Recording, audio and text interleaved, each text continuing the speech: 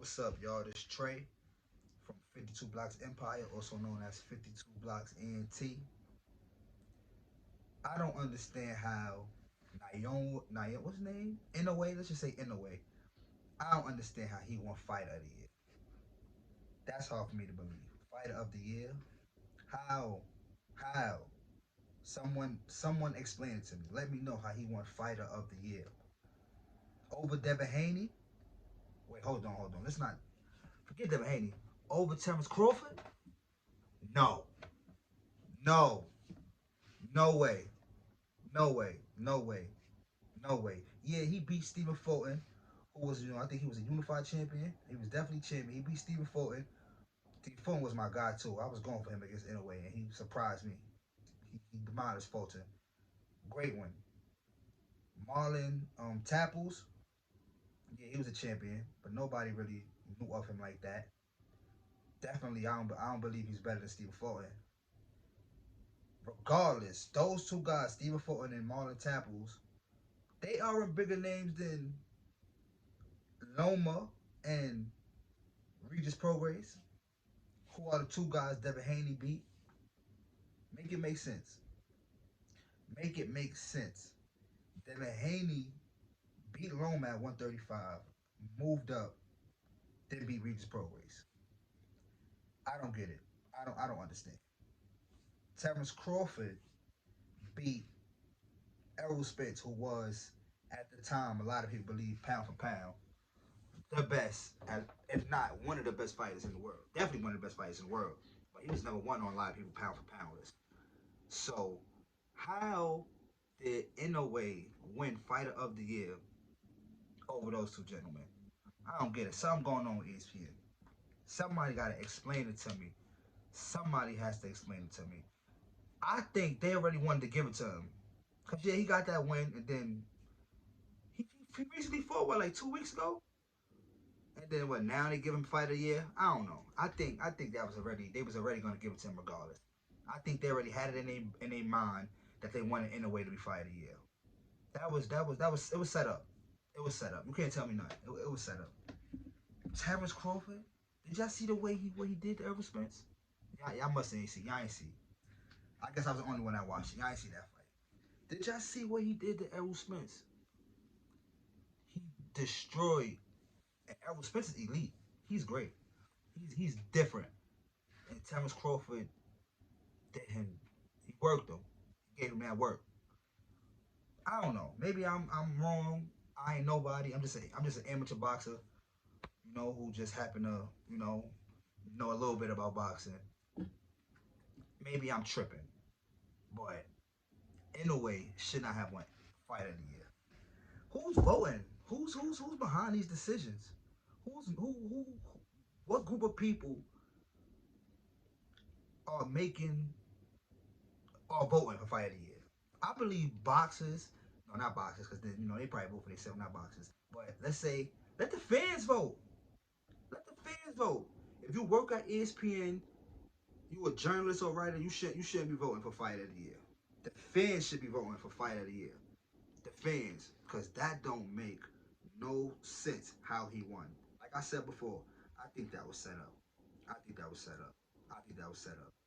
Devin Haney beat Loma, which was a great fight. Arguably, some people may think Loma won, but Devin Haney won that fight. Moved up to 140, and he gave Regis the works. Regis is tough. Did y'all see Regis versus Josh Taylor that fight? I think that was Fight of the Year in what 2021 or 2020. That was Fight of the Year. That was Fight of the Year at one point. Regis is a problem. He is a problem. Don't think, oh yeah, Devin Haney beat Regis Prograis. Regis is a problem. Everybody ain't doing that to Regis like that. Come on. We all saw how Loma looked against Devin Haney. He looked good. Yeah, he lost, but he looked good. No. No, Inoue was not supposed to win Fight of the Year. That's crazy. That's crazy. How y'all, man?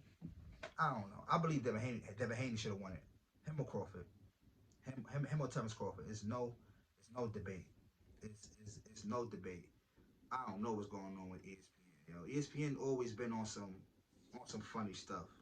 They always been on some funny stuff. They always had their favorites. In my opinion, they always had their favorites of fighters, and certain people that they trying to put on a pedestal. That is just ridiculous, ridiculous. In other news, I see Devin Haney and Ryan Garcia are in talks about a fight. If that fight happens in 2024, that will be a good fight. Yeah, I believe Devin Haney is the favorite. I believe he actually may win that fight. I believe he will win that fight. But that will be a good fight. That will be a good fight. We all know the history they got in the amateurs. They fought each other 6 times.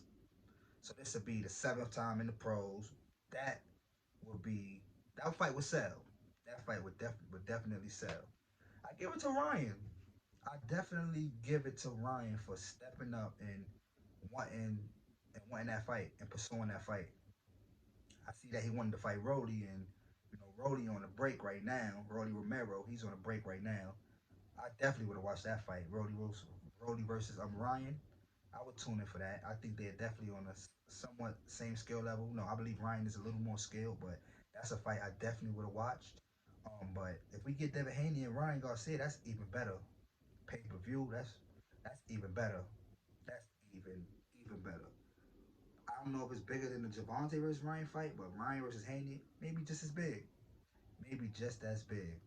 I'm looking forward to seeing how that turns out. Hopefully, negotiations goes well and nobody is trying to overprice themselves out of a fight. Hopefully they really come to a common ground and make the fight happen for the fans because if they do that, that will be amazing. Imagine Devin Haney beating Ryan Garcia also. His resume would be amazing, would be already. I think how old is Devin Haney? What, 24? His resume at the age of 24 would be pretty good. That'd be would be really good. He already got the best resume if you ask me out of all the what we call them, the three kings, Javante, Shakur, Devin Haney. Devin Haney already has the best resume out of them three. So by adding, if he add Ryan Garcia to his resume, that'd be big. And we all know if Ryan beats Devin Haney, that just he's gonna become champion at 140, and that's just gonna kind of raise the bar on him, raise his stock even more. So both fighters got um, something to lose and something and a lot to gain because if Ryan loses to Haney, um, well, let me rephrase that. Devin definitely has more to lose than Ryan because if Ryan loses to Haney, then it's just like, okay, he lost. He lost to Devin Haney. He lost to Tank. He's still going to have his fan base that support him. We all know the Mexicans.